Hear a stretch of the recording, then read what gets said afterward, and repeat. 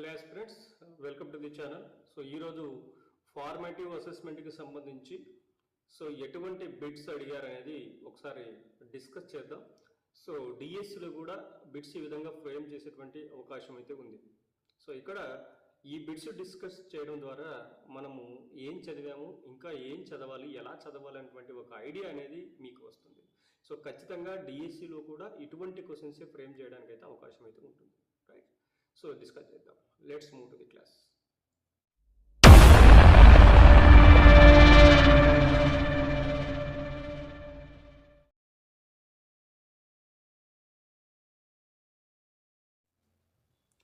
So దీంట్లో చూద్దాం. So class wise చూద్దాం. ఫస్ట్ 6th క్లాస్ చూద్దాం. సో 6th క్లాస్ సంబంధించి ఏం క్వశ్చన్స్ అడిగారు. సో ఫస్ట్, పీచు పదార్థాలకు సంబంధించి సరైన ప్రకటనలను ఎంచుకోండి అని ఇచ్చాడు. అంటే రొగేజెస్కి సంబంధించి. రైట్, ఇది మన ఆహారానికి బరువును చేరుస్తుంది, ఆహారానికి కొంత బరువును బల్క్ అనేది ఇస్తుంది. ఇది మన శరీరం నుంచి జీర్ణం కాని ఆహారాన్ని తొలగించడంలో సహాయపడుతుంది. నెక్స్ట్, ఇది మన శరీరానికి ఎటువంటి పోషకాలను అందించదు. నెక్స్ట్, ఇది ప్రధానంగా జంతు పదార్థాల నుండి మనకు లభిస్తుంది. ఇలాగా ఆప్షన్స్ ఇచ్చాడు. ఇచ్చి మరియు కింద ఏ, పి మరియు క్యూ, సో ఇక్కడ మిస్ అయినట్టుంది. సో పి మరియు క్యూ అనమాట ఇక్కడ. నెక్స్ట్ వచ్చేసి క్యూ మరియు ఆర్, పి క్యూ మరియు ఆర్, పిక్యూఆర్ మరియు ఎస్ ఇచ్చారు. చూడండి ఎంత డిఫికల్ట్గా ఫ్రేమ్ చేశారు. సో మనకు పీచు పదార్థాల గురించి కంప్లీట్గా అవగాహన ఉంటే తప్ప మనం ఆన్సర్ చేయలేం. మీరు మన క్లాసెస్ ఒకసారి చూస్తే, మనం చెప్పినటువంటి నోట్స్ మీరు ఒకసారి చూస్తే మీకు ఇది క్లియర్గా అర్థమవుతుంది. సో ఫస్ట్ చూద్దాం. ఇది మన ఆహారానికి బరువును ఇస్తుంది. ఇది కరెక్ట్ అండి. ఖచ్చితంగా ఆహారానికి బరువును చేకూరుస్తుంది, బల్క్ని ఇస్తుంది. ఇది మన శరీరం నుంచి జీర్ణం కాని ఆహారాన్ని తొలగించడంలో సహాయపడుతుంది. అవును, చెప్పుకున్నాం. నెక్స్ట్, ఇది మన శరీరానికి ఎటువంటి పోషకాలను అందించదు. అవును, ఎటువంటి పోషకాలు అందించదు. ఇది ప్రధానంగా జంతు పదార్థాల నుంచి మనకు లభిస్తుంది అన్నాం. ఇది ప్రధానంగా మొక్కలకు సంబంధించిన పదార్థాల నుంచి మనకు లభిస్తుంది. సో కాబట్టి పిక్యూఆర్, సో 3 కూడా కరెక్ట్. ఎక్కడ ఉంది మనకు పిక్యూఆర్ అనేది? సో సి అనేది మనకు కరెక్ట్ ఆన్సర్ అవుతుంది. Right, next question. క్రింది పదార్థాలను సమాన పరిమాణంలో వినియోగించినప్పుడు అవి కలిగి ఉండే శక్తిని ఆరోహణ క్రమంలో రాయండి. ఇక్కడ క్రమము చూసుకోవాలి. ఆరోహణ క్రమము, అవరోహణ క్రమము. ఆరోహణ క్రమము అంటే తక్కువ శక్తి నుంచి ఎక్కువ శక్తి వైపు రాయాలి. రైట్, ఏ బియ్యం ఇచ్చాడు. బియ్యంలో ఏముంటాయి? కార్బోహైడ్రేట్స్ ఉంటాయి. నెక్స్ట్, గుడ్డులోని తెల్ల సొన ఏముంటాయి? ప్రోటీన్స్ ఉంటాయి. నెక్స్ట్, మూడోది వేరుశనగ నూనె అంటే ఫ్యాట్స్, ఇవి కదా, ఫ్యాట్స్ ఉన్నాయి. మరి వేటిలో ఎక్కువ శక్తి ఉంటుందంటే, సో నూనె అంటే కొవ్వు పదార్థాల్లో ఎక్కువ శక్తి ఉంటుంది. దేంతో పోల్చినప్పుడు? కార్బోహైడ్రేట్స్తో పోల్చినప్పుడు ఫ్యాట్స్ ఎక్కువ కొవ్వుని ఇస్తాయి. కాబట్టి ఇది ఎక్కువ కొవ్వు ఉండేది. నెక్స్ట్ ఇది ఎక్కువ శక్తి ఇచ్చేది. నెక్స్ట్ ఎక్కువ శక్తి ఇచ్చేది అంటే బియ్యం, కార్బోహైడ్రేట్స్. నెక్స్ట్ వచ్చేసి ఈ ప్రోటీన్స్. అంటే ఇప్పుడు వీళ్ళు ఇచ్చిన ఆరోహణ క్రమంలో రాయాలంటే తక్కువ ఏది మనకు? గుడ్డు, తర్వాత ఏది? బియ్యం, తర్వాత ఏది? వేరుశనగ. సో ఈ విధంగా 2, 1, 3 ఎక్కడుంది? 2, 1, 3 ఇది ఆన్సర్ అవుతుంది. సో ఈ విధంగా కూడా క్వశ్చన్లు అడుగుతారా అనే విధంగా క్వశ్చన్లు అడిగారు. చూడండి, పిల్లలకి ఈ విధంగా క్వశ్చన్స్ ఫ్రేమ్ చేశాడంటే మరి డిఎస్సిలో ఏ లెవెల్లో క్వశ్చన్స్ ఫ్రేమ్ చేస్తాడు, మనము ఏ రేంజ్లో ప్రిపేర్ అవ్వాలి అనేటువంటిది మనకి ఇక్కడ ఒక ఐడియా వస్తుందని ఈ వీడియో చేయడం జరిగింది. Right, question number 3. సోను ఆహారంలో గోధుమలతో చేసిన బ్రెడ్, గుడ్లు మరియు నూనెతో చేసిన ఆమ్లెట్ మాత్రమే ఉన్నాయి. సో ఆయన ఆహారం, సోను యొక్క ఆహారం ఏమున్నాయి? గోధుమలతో చేసిన బ్రెడ్ ఉంది, గుడ్లు ఉన్నాయి, నూనె ఉంది. అతను తన ఆహారాన్ని సమతుల ఆహారం చేయడానికి ఏం చేయాలి? బ్యాలెన్స్డ్ డైట్ చేయాలి. దాన్ని ఇది బ్యాలెన్స్ డైట్ చేయాలంటే ఫస్ట్ ఈయన ఫుడ్లో ఏమేమి ఉన్నాయో చూసుకోవాలి. ఫస్ట్ చూడండి, గోధుమలతో చేసిన బ్రెడ్ అంటే బ్రెడ్లో ఏముంటుంది? కార్బోహైడ్రేట్స్. గుడ్లు అంటే ప్రోటీన్స్ ఉన్నాయి. నూనె అంటే ఫ్యాట్స్ ఉన్నాయి. ఏమేమి ఉన్నాయి చూడండి? కార్బోహైడ్రేట్స్ ఉన్నాయి, ఎస్, ప్రోటీన్స్ ఉన్నాయి, ఫ్యాట్స్ ఉన్నాయి. ఇంకేం కావాలా? మినరల్స్ కావాలి కదా. రైట్, చూద్దాం. తన ఆహారం ఇప్పటికే సమతుల ఆహారం కాబట్టి ఏమీ చేయాల్సిన పని లేదు. సో ఇదైతే తప్పు కదా. ఖచ్చితంగా సమతుల ఆహారం అయితే కాదు. రైట్, నెక్స్ట్ తన ఆహారానికి పండ్లు మరియు కూరగాయలు జోడించాలి. చూద్దాం. తన ఆహారానికి నూనె తగ్గించాలి. సో నూనె ఎంత తీసుకున్నాడని అక్కడ ఏం చెప్పలేదు కాబట్టి పెంచాల్సిన అవసరం ఏం లేదు. నూనె ఉంది అంతే, రైట్. అందులో ఆమ్లెట్ అన్నాడు కాబట్టి సో నూనెలో ఏం ఫ్రై చేయట్లేదు. తన ఆహారానికి అన్నం జోడించాలి. అన్నం అంటే ఏంటి? కార్బోహైడ్రేట్స్. ఆల్రెడీ కార్బోహైడ్రేట్స్ ఉన్నాయి, మళ్ళీ జోడించడం ఎందుకు? సో ఇక్కడ ఎలిమినేషన్లో చూద్దాం. ఆహారానికి అన్నం జోడించాల్సిన అవసరం లేదు, కార్బోహైడ్రేట్స్ ఆల్రెడీ ఉన్నాయి. ఆహారానికి నూనె తగ్గించాలి, ఎంత వేసామని చెప్పలేదు కాబట్టి తగ్గించాల్సిన అవసరం లేదు. ఇప్పటికే సమతుల ఆహారం అని అన్నాడు, కానీ సమతుల ఆహారం కాదు, ఇందులో మినరల్స్ లేవు, రైట్. కాబట్టి ఇది కూడా విటమిన్స్ అండ్ మినరల్స్ లేవు, కాబట్టి ఏ కూడా ఆన్సర్ కాదు. సో కాబట్టి ఖచ్చితంగా ఆన్సర్ ఏంటి? బి. తన ఆహారానికి పండ్లు మరియు కూరగాయలు జోడిస్తే విటమిన్స్ మరియు మినరల్స్ అనేవి ఖచ్చితంగా అందుతాయి. సో ఇది answer, right. Next question, 4th question. ఈ క్రింది పట్టికలోని వ్యక్తులలో ఎవరు ఎక్కువ మలబద్ధకంతో బాధపడే అవకాశం ఉంది? ఎక్కువ అని గుర్తుపెట్టుకోండి, ఎక్కువ మలబద్ధకంతో బాధపడే అవకాశం ఉంది. ఇక్కడ పేర్లు ఇచ్చాడు, మధ్యాహ్న భోజనంలో వాళ్ళు ఏం తీసుకుంటారో ఇచ్చారు, రాత్రి భోజనంలో ఏం తీసుకుంటారో ఇచ్చారు, రైట్. ఈ వ్యక్తులలో ఎవరు మలబద్ధకంతో బాధపడే అవకాశం ఉంది అని పేర్లు ఇచ్చాడు. ఈ క్వశ్చన్కి మనం ఎలా ఆన్సర్ చేయాలంటే, మలబద్ధకం రాకుండా ఉండాలంటే ఆహారంలో ఏముండాలి? పీచు పదార్థాలు ఉండాలి, రొగేజెస్ ఉండాలి. రొగేజెస్ వేటి వల్ల మనకు వస్తాయి? మొక్కల నుంచి వస్తాయి. సో ఇది గుర్తుపెట్టుకుంటే ఇది చేయడం చాలా ఈజీ అవుతుంది అనమాట. సో మొక్క సంబంధమైనటువంటి ఆహార పదార్థాలు ఎవరు ఎక్కువ తీసుకుంటున్నారో వాళ్ళు మలబద్ధకంతో బాధపడరు అని గుర్తుపెట్టుకోవాలి. ఇక్కడ బాను చూడండి, బాను ఫస్ట్ వ్యక్తి గోధుమ రొట్టె మరియు పప్పు, సో మొక్కకు సంబంధించిన పదార్థాలు తిన్నాడు ఇక్కడ. నెక్స్ట్ వచ్చేసి రాత్రి ఏం చేస్తున్నాడు? గోధుమ రొట్టె మరియు మిశ్రమ కూరగాయలు, సో మొత్తం మొక్క సంబంధ పదార్థాలే తీసుకున్నాడు ఆయన, కాబట్టి ఈయనకి ఎట్టి పరిస్థితుల్లోనూ మలబద్ధకం రాదు. నెక్స్ట్ వచ్చేసి డానిష్ అనేవాడు ఏం చేశాడు? సో తెల్లన్నం, చేపల వేపుడు మరియు గ్రీన్ సలాడ్ తీసుకున్నాడు ఇక్కడ. సో తెల్లన్నం అనేది మొక్క సంబంధించింది, గ్రీన్ సలాడ్ కూడా మొక్కల సంబంధ పదార్థమే. నెక్స్ట్ ఇక్కడ గోధుమ రొట్టె తిన్నాడు, వెన్నె ఫ్రూట్ సలాడ్, సో గోధుమ రొట్టె ఫ్రూట్ సలాడ్, సో ఈయన కూడా బాగానే మొక్క పదార్థాలు తీసుకుంటున్నాడు కాబట్టి ఈయన కూడా మలబద్ధకం రాదు. నెక్స్ట్ ప్రమోద్ తెల్లన్నం, చికెన్ ఫ్రై, గోధుమ రొట్టె, జాము, ఉడికించిన గుడ్డు, పాలు. ఇక్కడ కొంచెం డౌట్గా ఉంది చూడండి, ఈయన తెల్లన్నం ఒకటి తిన్నాడు, ఇక్కడ చికెన్ ఫ్రై తిన్నాడు, మళ్ళీ ఇక్కడికి వచ్చేసరికి ఉడికించిన గుడ్డు తిన్నాడు, పాలు తిన్నాడు, అంటే జంతు సంబంధమైన ఆహారాలు ఈయన ఎక్కువ తీసుకుంటున్నట్టున్నాడు. నెక్స్ట్ సతీష్ని చూసి మనం కన్ఫర్మ్ చేద్దాం. తెల్లన్నము, మాంసము, సో ఈయన మాంసం తిన్నాడు, పండ్లు, పచ్చి కూరగాయలు తిన్నాడు, ఇక్కడ మాంసం తిన్నాడు. ఓకే, మరి ఇందులో ఎవరు ఎక్కువ మలబద్ధకంతో బాధపడే అవకాశం ఉంది? ఈయన జస్ట్ మాంసం మాత్రమే తిన్నాడు, కానీ ప్రమోద్ చూస్తే చికెన్ ఫ్రై తిన్నాడు, గుడ్డు తిన్నాడు, పాలు తిన్నాడు, ఇవన్నీ జంతు సంబంధమైన పదార్థాలే కాబట్టి ఎక్కువగా మలబద్ధకంతో బాధపడే అవకాశం ప్రమోద్ బాధపడేటువంటి అవకాశం మనకు కనిపిస్తుంది అనమాట. సో ఈ విధంగా ఆన్సర్ చేయాలి. సో ఆన్సర్ ఏంటి మనకు? ఎవరు? ప్రమోద్. సారీ, ఎవరు? ఆన్సర్ వచ్చేసి ప్రమోద్. ప్రమోద్ ఎక్కువగా బాధపడేటువంటి అవకాశం అనేది కనిపిస్తుంది, రైట్. సో నెక్స్ట్ క్వశ్చన్ చూద్దాం. 7th క్లాస్కి సంబంధించి ఏమి ఇచ్చాడు చూద్దాం. నేను పత్రహరితము లేని శాఖను కలిగిన పసుపు రంగు తీగ మొక్కను, నేను మొక్కపై ఏ మొక్కపై ఎగబొక్కుతానో నేను ఏ మొక్కపై ఎగబాకుతానో ఆ మొక్క నుండి ముందే తయారైనటువంటి ఆహారాన్ని పొందుతాను. నేను ఏ మొక్కను? చూడండి, ఇది పసుపు రంగు తీగ అంట. పసుపు రంగు తీగ అనగానే మనకు గుర్తు రావాల్సింది ఏంటి? బంగారు తీగ. ఏంటది బంగారు తీగ? కస్కుట, అంతే కదా. ఏ కస్కుట, బి శిలీంధ్రం, సి మందారం, డి నెపెంథిస్ ఇచ్చాడు. బి అండ్ సి ఈజీగా మనం ఎలిమినేట్ చేసేయచ్చు, మిగిలేది కస్కుట అండ్ నెపెంథిస్ అనమాట. ఇక్కడ మనకు పసుపు రంగు తీగ అన్నాడు, నెపెంథిస్ అనేది తీగ కాదు, కాబట్టి కస్కుట అనేది ఇక్కడ ఆన్సర్ అవుతుంది అనమాట, రైట్. ఇది ఈజీనే. నెక్స్ట్ చూడండి, పుట్టగొడుగుల లక్షణాలను బట్టి పూతికాహారాలు అనడానికి కారణమైన లక్షణంను గుర్తించండి. సో పూతికాహార లక్షణం, ఎందుకు వాటిని పూతికాహారాలు అని అంటాం? పుట్టగొడుగులు అంటే శిలీంధ్రాలు, శిలీంధ్రాలను మనం ఎందుకు పూతికాహారాలు, సాప్రోఫైటిక్ అని అంటాం? చూద్దాం. ఇవి వర్షాకాలంలో పెరుగుతాయి కాబట్టి, ఇవి మెత్తటి గొడుగు లాంటి నిర్మాణాలు ఉంటాయి కాబట్టి, ఇవి తేమతో కూడిన నేలపై లేదా కుళ్ళిన చెక్కపై పెరుగుతాయి కాబట్టి, ఇవి చనిపోయిన మరియు కుళ్ళిన పదార్థాల నుంచి పోషకాలను తీసుకుంటాయి కాబట్టి అని అడిగింది.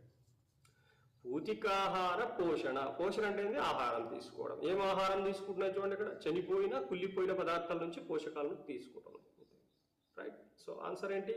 ఎస్ అంటే డి, ఇది ఆన్సర్. నెక్స్ట్ క్వశ్చన్, మానవుల కంటే నెమరవేసే జంతువులు సెల్యులోజ్ను ఎందుకు సమర్థవంతంగా జీర్ణించుకోగలవు? డైరెక్ట్ క్వశ్చన్ ఇది. ఏ వాటి లాలాజలంలో సెల్యులోజ్ను జీర్ణం చేసే ఎంజైమ్లు ఉంటాయి? అలాంటి ఎంజైమ్స్ ఏమి ఉండవండి. పొడవైన పెద్ద పేగులు ఉంటాయి, పొడవైన చిన్న పేగులు ఉంటాయి. రైట్. పొట్టి చిన్న పేగులు ఉంటాయి? నో, పొడవైన చిన్న పేగులు ఉంటాయి. రైట్. వాటి జీర్ణాశయంలో సెల్యులోజ్ జీర్ణక్రియకు సహాయపడే బ్యాక్టీరియాలు ఉంటాయి. ఎస్, బ్యాక్టీరియాలు ఉంటాయి. మనం ఇది 7th క్లాస్లో చూడొచ్చు. రైట్. సో ఆన్సర్ ఏంటి? సో ఆన్సర్ వచ్చేసి వాటి జీర్ణాశయంలో సెల్యులోజ్ సహాయపడినటువంటి బ్యాక్టీరియాలు ఉంటాయి అనేది answer. Right. Next question. Sri ఒక తోట నుండి కింది విభిన్న రంగులు గల ఆకును సేకరించాడు. రైట్. ఏమేమి ఆకులు? ఏ ఆకుపచ్చ, బి గోధుమ రంగు అంటే బ్రౌన్, సి ఎరుపు రంగు. సో 3 రకాల రంగులు ఉన్నటువంటి లీవ్స్ ని కలెక్ట్ చేశాడు. ఈ ఆకులలో ఏది కిరణజన్య సంయోగ క్రియను నిర్వహిస్తుంది, ఎందుకు అన్నాడు. సో ఏదో చూద్దాం. ఏ ఏమిచ్చంటే ఏ మాత్రమే, ఎందుకంటే ఇందులో మాత్రమే పత్రహరితం ఉంది. చూడండి ఎలా క్వశ్చన్స్ ఎలా ఫ్రేమ్ చేస్తున్నారో చూడండి. నెక్స్ట్ బి, ఏ మరియు బి, ఎందుకంటే సిలో పత్రహరితం లేదు. సి, ఏ మరియు సి, ఎందుకంటే బిలో పత్రహరితం లేదు. D, A B and C, ఎందుకంటే వాటిలో పత్రహరితం ఉంటుంది. సో ఇది మనం చెప్పుకున్నాం. ఏ రంగులో ఉన్నా కూడా, లీవ్స్ ఏ రంగులో ఉన్నా కూడా అది మొక్క అయితే అందులో కిరణజన సంయోగం జరుగుతుంది. సింపుల్. సో అది ఏ కలర్ లో ఉన్న మొక్క అయితే చాలు. రైట్. కాబట్టి ఆన్సర్ ఏంటి? ఏ బి సి అన్నిట్లో కూడా పత్రహరితం ఉంటుంది. కాకపోతే క్వాంటిటీస్ లో తేడా ఉంటుంది, పర్సెంటేజ్ లో తేడా ఉంటుంది. సో పత్రహరితం కొంచెం తక్కువ ఉంటుంది, మిగతా అనుబంధ వర్ణద్రవ్యాలు ఎక్కువగా ఉండడం వల్ల వేర్వేరు కలర్లో కనిపిస్తాయి అంతే. కాబట్టి మొక్క ఏ కలర్లో ఉన్నప్పటికీ వాటిలో ఖచ్చితంగా పత్రహరితం ఉంటుంది. ఖచ్చితంగా ఏం జరుగుతుంది? ఫోటోసింథసిస్, కిరణజన్య సమీకరణ అనేది జరుగుతుంది. ఇది జనరల్ ఫార్ములా గుర్తుపెట్టుకోవాలి. నెక్స్ట్, రేణు బ్రెడ్ ముక్కను నమిలి మింగేసింది. ఆమె శరీరంలో దీనిపై జరిగే ప్రక్రియల క్రమాన్ని ఎంచుకోండి. చూడండి, ఇది కూడా క్వశ్చన్, ఇలా కూడా ఫ్రేమ్ చేస్తారు. సరే, మనం చెప్పుకున్నాం. ఎస్, క్లాస్ చెప్పుకున్నప్పుడు ఫస్ట్ చూద్దాం. అంతరగ్రహణం అంటే ఫస్ట్ లోపలికి తీసుకోవడం, తీసుకున్న తర్వాత శోషణ అంటే లోపలికి మనము ఆశకూర్మకు తీసుకున్న వెంటనే శోషణ జరిగిపోతుందా? లేదు. కాబట్టి ఇది ఆన్సర్ కాదు, ఇక వరుస తప్పు, అంతే, వదిలేసేయాలి. నెక్స్ట్ అంతర్గ్రహణము. ఎస్, అంతర్గ్రహణం తీసుకున్నాం. వెంటనే స్వాంగీకరణ అన్నాడు, అంటే జీర్ణక్రియ చేయకుండానే స్వాంగీకరణ జరిగిపోతుందా? శక్తి ఉత్పత్తి చేసేసుకుంటుందా? సో కాదు, ఇది కాదు.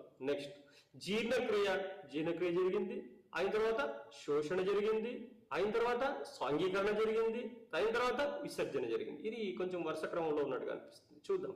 డి చూసి కన్ఫర్మ్ చేద్దాం. డిలో జీర్ణక్రియ జరిగింది, జరిగిన వెంటనే స్వాంగీకరణ జరిగింది. ఫస్ట్ శోషణ జరగాలి, తర్వాత స్వాంగీకరణ జరగాలి. కాబట్టి ఆన్సర్ ఏదవుతుంది? సి, జీర్ణక్రియ, శోషణ, స్వాంగీకరణ, విసర్జన.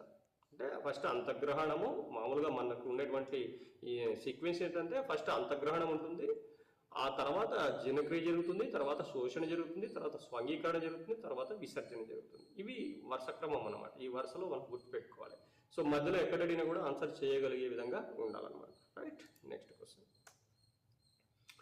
క్రింద 2 వాక్యాలు ఇవ్వబడి ఉన్నాయి, అవి ప్రకటన మరియు కారణాలుగా గుర్తించబడ్డాయి. వాక్యాలను చదివి సరైన ఎంపికను ఎంచుకోండి అని ఇచ్చాడు. ప్రకటన ఏమిచ్చాడంటే కొవ్వుల జీర్ణక్రియ చిన్న పేగు యొక్క ఎగువ భాగంలో అప్పర్ పార్ట్ లో పూర్తి అవుతుంది అని ఇచ్చాడు. నెక్స్ట్, కారణం ఆర్ కొవ్వుల జీర్ణక్రియలో పైత్యరసం ముఖ్య పాత్ర పోషిస్తుంది అని ఇచ్చాడు. ఎస్, మనం ఖచ్చితంగా క్లాస్లో డిస్కస్ చేసాం. ఇది కొవ్వుల జీర్ణక్రియ ఎక్కడ జరుగుతుంది, అసలు ఎక్కడ పూర్తి అవుతుంది చెప్పండి? చిన్న పేగు యొక్క మొదటి భాగంలో. ఎస్, అంటే అప్పర్ పార్ట్. ఏమంటాం దాన్ని? డియోడినం అంటాం. డియోడినంలోకి పైత్యరసం రిలీజ్ అవుతుంది, బైల్ జ్యూస్ రిలీజ్ అయ్యి కొవ్వులను ఎమల్సిఫికేషన్ చేస్తుంది, అంటే చిన్న చిన్న ముక్కలుగా విడగొడుతుంది. ఆ చిన్న చిన్న ముక్కల పైన క్లోమ గ్రంథి నుంచి రిలీజ్ అయినటువంటి లైపేజ్ అనేది ఏం చేస్తుంది? వాటిని గ్లిజరాల్స్ గా మార్చేస్తుంది, అంటే కంప్లీట్ చేస్తుంది. జీర్ణక్రియ కంప్లీట్ అవుతుంది. ఎక్కడ? అప్పర్ పార్ట్, అంటే డియోడినంలో కంప్లీట్ అవుతుంది. సో ఏ అనేది ఖచ్చితంగా కరెక్ట్. రైట్. కారణం ఆ చూడండి, కొవ్వుల జీర్ణక్రియలో పైత్యరసం ముఖ్య పాత్ర పోషిస్తుంది అన్నాడు. కొవ్వుల జీర్ణక్రియలో ముఖ్య పాత్ర పోషించేది లైపేజ్. ఎస్, జస్ట్ పైత్రసం అనేది ఏం చేస్తుంది, కొవ్వులను ఎమల్సిఫికేషన్ చేస్తుంది, చిన్న చిన్న ముక్కలుగా చేస్తుంది, కంప్లీట్ చేయట్లేదు. కంప్లీట్ చేసేటప్పుడు లైపేజ్. కాబట్టి ఆర్ అనేది కరెక్ట్ కాదు. సో ప్రకటన ఏ కరెక్ట్, కారణం ఆర్ తప్పు. చూడండి ఎక్కడ ఉందో, ప్రకటన సరైనదే కానీ కారణం సరైనది కాదు. Yes yes. నెక్స్ట్ చూడండి, ప్రకటన సరైనది కాదు, కారణం సరైనదే. సో మనకి ఏ కరెక్ట్ కాబట్టి ప్రకటన సరైనది అని ఉండేవి. చూడండి ఏ ప్రకటన సరైనది అని ఉంది, అవునా? సో ఇది ఆన్సర్, ఇది answer. Right. Next question 8th class చూద్దాం. సరిగా వండిన ఆహారం తీసుకోవడం మరియు కాచి చల్లార్చిన నీరు తాగడం ద్వారా ఏ వ్యాధిని నివారించవచ్చు? సో వండిన ఆహారం తీసుకోవడం, నెక్స్ట్ వచ్చేసి వండిన ఆహారం తీసుకోవాలంట, నెక్స్ట్ కాచి చల్లార్చిన నీరు తీసుకోవాలి. తీసుకుంటే ఆ వ్యాధి రాదంట. క్షయ అంటే టీబీ, ట్యూబర్క్యులోసిస్, ఆటలో చికెన్ పాక్స్, హెపటైటిస్ ఏది దీంట్లో అంటే ఇక్కడ మనకి ఏం తెలిసి ఉండాలంటే ఈ వ్యాధులు ఎలా వస్తాయని తెలిసి ఉండాలి. ఫర్ ఎగ్జాంపుల్ క్షయ చూసుకోండి, గాలి ద్వారా, ఈగల ద్వారా వ్యాప్తి చెందుతుంది. ఆటలమ్మ చికెన్ పాక్స్, ఇది కూడా తుంపర్ల ద్వారా, గాలి ద్వారా వ్యాప్తి చెందుతుంది. మలేరియా దోమల ద్వారా వ్యాప్తి చెందుతుంది. హెపటైటిస్ అనేటువంటిది లివర్ సంబంధమైనటువంటి వైరల్ డిసీజ్. ఇది అపరిశుభ్రమైనటువంటి కంటామినేటెడ్ వాటర్, నీటి నుంచి, ఆహారం నుంచి ఇది వ్యాప్తి చెందుతుంది. కాబట్టి చల్లార్చినటువంటి నీరు తాగడం లేదా బాగా వండినటువంటి ఆహారం తినడం ద్వారా హెపటైటిస్ వ్యాధి రాకుండా చూసుకోవచ్చు. రైట్, ఇది కరెక్ట్ ఆన్సర్. నెక్స్ట్, కింది 2 వాక్యాలు ఇవ్వబడి ఉన్నాయి. అవి ప్రకటన మరియు కారణాలుగా గుర్తించబడ్డాయి. వాక్యాలను చదివి సరైన ఎంపికను ఎంచుకోండి. రైట్, చూద్దాం. ప్రకటన ఏ, పాశ్చరైజ్డ్ పాలను మరిగించకుండానే వినియోగించుకోవచ్చు. సో పాశ్చరైజేషన్ గుర్తు చేసుకుంటే మీకు ఐడియా వస్తుంది. పాశ్చరైజేషన్లో ఆల్రెడీ పాలను 70 degrees వరకు వేడి చేసి ఉంటారు కాబట్టి సో వాటిని మరిగించుకోకుండా తాగవచ్చా, డైరెక్ట్గా తాగవచ్చా చూద్దాం. కారణం, పాశ్చరైజ్ పాలలో హానికరమైన సూక్ష్మజీవులు ఉండవు. అవును, ఆల్రెడీ వేడి చేసేసి ఉంటారు కాబట్టి హానికర సూక్ష్మజీవులు చంపేసి ఉన్నారు కాబట్టి సో డైరెక్ట్గా తాగొచ్చు. కాబట్టి 2 సరైనవే, ఏ మరియు ఆర్ 2 సరైనవే. ఏ సరైనదే కానీ ఆర్ సరైనది కాదు, ఏ సరైనది కాదు మరియు కానీ ఆర్ సరైనది. ఏ మరియు ఆర్ 2 సరైనవే. ఆర్ ఏకు సరైన వివరణ. ఎస్, ఖచ్చితంగా ఏ మరియు ఆర్ 2 సరైనవే. ఆర్ అనేది ఏకు సరైనటువంటి వివరణ. రైట్. నెక్స్ట్ క్వశ్చన్, క్రింది వ్యాధులకు వరుసగా తగిన వర్గీకరణ ఏది? సో మనకు గ్రూప్ ఏ వ్యాధులు కొన్ని ఇచ్చాడు, గ్రూప్ బిలో కొన్ని వ్యాధులు ఇచ్చాడు. సో వీటికి వరుసగా వర్గీకరణ, సరైన వర్గీకరణ ఎన్నుకోవాలి. గ్రూప్ ఏలో ఏమి ఇచ్చాడు చూడండి, పోలియో, హెపటైటిస్, ఆటలమ్మ, చికెన్ పాక్స్ ఇచ్చాడు. అంటే పోలియో కానీ, హెపటైటిస్ కానీ, ఆటలమ్మ కానీ ఏం వ్యాధులు ఇవి అనేది గుర్తుండాలి. వర్గీకరణ బి చూడండి, గ్రూప్ బి చూద్దాం. క్షయ, టీబీ, టైఫాయిడ్, కలరా. సో ఇవి ఏం వ్యాధులు? సో ఆప్షన్స్ చూద్దాం. బ్యాక్టీరియా వ్యాధులు, అంటే ఏ అనేది బ్యాక్టీరియా వ్యాధులు, నెక్స్ట్ బి అనేది ప్రోటోజోవా వ్యాధులు. ఇవి వైరస్ వ్యాధులు, పోలియో వైరస్, హెపటైటిస్ వైరస్, ఆటలమ్మ, చికెన్ పాక్స్ కూడా వైరస్ వల్ల వస్తుంది. ఇది క్షయ అనేది బ్యాక్టీరియా, టైఫాయిడ్ కూడా బ్యాక్టీరియా వల్ల వస్తుంది, కలరా కూడా బ్యాక్టీరియా వల్ల వస్తుంది, విబ్రియో కలరా. ఎస్, ఇవన్నీ కలరా అంటే వైరస్, కలరా. అది చూడండి ఎక్కడ ఉందో, వైరల్ వ్యాధులు మరియు బ్యాక్టీరియా, వైరల్ వ్యాధులు మరియు బ్యాక్టీరియా వ్యాధులు. ఇది correct answer. Right. Next question, polio చుక్కలు దేనిని కలిగి ఉంటాయి అన్నాడు. అంటే పోలియో చుక్కలు ఏంటివి? వ్యాక్సిన్. పోలియో చుక్కలు అంటే ఏంటి? Oral vaccine. వ్యాక్సిన్ ఎలా తయారు చేస్తారు అది ఐడియా ఉంటే ఇప్పుడు ఆన్సర్ ఈజీగా మనం చేయొచ్చు. సో ఏ జీవులు అయితే వ్యాధిని కలిగిస్తాయో ఆ జీవులనే ఏం చేస్తారంటే బలహీనం చేస్తారు. అవి వ్యాధి కలిగించకుండా వాటిని బలహీనపరిచి అవి బతికుండగానే మనకి ఎక్కిస్తారు. సో దాన్ని మనం వ్యాక్సిన్ అని అంటాం అనమాట. రైట్. సో అటువంటి వ్యాక్సిన్ వేసినప్పుడు అంటే ఆ జీవులు మన బాడీలోకి వెళ్తాయి కానీ మనకు వ్యాధిని కలిగించేటువంటి శక్తి ఉండదు, వాటిని బలహీనపరిచి ఉంటారు అనమాట. రైట్. సో ఇవి మన బాడీలోకి వెళ్ళినప్పుడు వాటికి సంబంధించి యాంటీబాడీస్ అనేవి రెడీ అవుతాయి బాడీలో. సో మన బాడీలోకి వైరస్ వచ్చింది అని యాక్టివేట్ అయ్యి మన యొక్క ప్రతిరక్షకాలు యాంటీబాడీస్ రెడీగా ఉంటాయి వాటిని చంపడానికి. రైట్. కాబట్టి ఒరిజినల్గా ఈ పోలియో వైరస్ అనేది ఎప్పుడైనా బాడీలోకి ఎంటర్ అయితే వాటిని వెంటనే చంపేయడానికి ప్రతిరక్షకాలు రెడీ అయిపోతాయి అన్నమాట. రైట్. సో దాన్ని మనం వ్యాక్సిన్ అని అంటాం. ఏ చూద్దాం. పోలియో వైరస్ వ్యతిరేకంగా పనిచేసే ప్రతిరక్షకాలు. మనం ప్రతిరక్షకాలను ఎక్కించట్లేదు, ప్రతిరక్షకాలు బాడీలో తయారయ్యే విధంగా చేస్తున్నాం, అంతేగాని ఎక్కించట్లేదు. కాబట్టి ఇది ఆన్సర్ కాదు. పోలియో వైరస్ వ్యతిరేకంగా పనిచేసే సూక్ష్మజీవ నాశకాలు అస్సలు కాదు. సూక్ష్మజీవ నాశకాలు యాంటీబయోటిక్స్ మనం ఎక్కించడం లేదు. రైట్. బలహీనపడిన బ్రతికి ఉన్న పోలియో వైరస్, ఎస్, ఇది కరెక్ట్. పోలియో వైరస్కి వ్యతిరేకంగా మందులు ఏమి ఎక్కించట్లేదు, అవును. కాబట్టి సి అనేది ఆన్సర్. పడిన బతికి ఉన్న పోలియో వైరస్ని ఎక్కిస్తున్నాం అనమాట. రైట్. Next question. వేణు ఈస్ట్తో కూడిన చక్కెర ద్రావణాన్ని వివిధ పరిమాణాల్లో కలిగి ఉన్న 4 పరీక్ష నాళికలను తీసుకొని వాటి మూతలకు ఒకే పరిమాణంలో ఉండే బెలూన్లను జత చేశాడు. ఇక్కడ బొమ్మలు చూడొచ్చు మీరు. సో వాటిని ఏ, బి, సి మరియు డీలుగా గుర్తించి వరుసగా 0 degrees, 30 degrees, 30 degrees, 70 degrees వద్ద ఉంచాడు. సో ఉష్ణోగ్రతలు కూడా ఫిక్స్ చేశాడు. వీటిలో ఏ అమరికలో బెలూన్ ఎక్కువ గాలిని నింపుకుంటుంది? సో ఇటువంటి క్వశ్చన్స్ అడిగితే మనం ఆన్సర్ ఎలా చేయాలి? ఇది బుక్లో డైరెక్ట్గా ఈ క్వశ్చన్స్ అంటే ఏం కనిపించవు మనకి, కానీ ఇది మన అండర్స్టాండింగ్ బట్టి మనం ఆన్సర్ చేయాల్సి ఉంటుంది. సో ఇటువంటి క్వశ్చన్స్ రావడానికి అవకాశం ఉంటుంది. కాబట్టి జాగ్రత్తగా మన క్లాసులు ఫాలో అవ్వండి. సో జాగ్రత్తగా వినండి. ఇవన్నీ కూడా ఖచ్చితంగా ఎక్స్ప్లెయిన్ చేస్తున్నాను. సో మన క్లాసులు వింటే మీరు ఈజీగా క్వశ్చన్స్కి ఆన్సర్ చేయగలుగుతారు. రైట్. చూద్దాం. ఆన్సర్ ఏనా, బీనా, సీనా, డీనా అని అడిగాడు.